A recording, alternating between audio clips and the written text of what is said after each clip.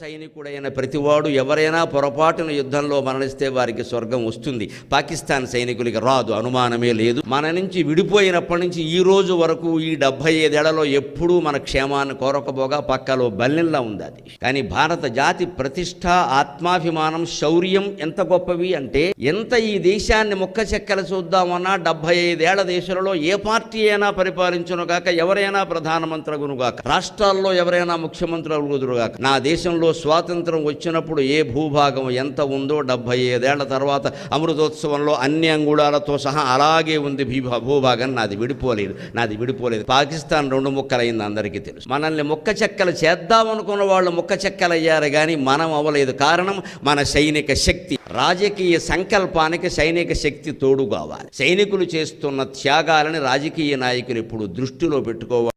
భారత సైనికుడైన ప్రతివాడు ఎవరైనా పొరపాటున యుద్ధంలో మరణిస్తే వారికి స్వర్గం వస్తుంది.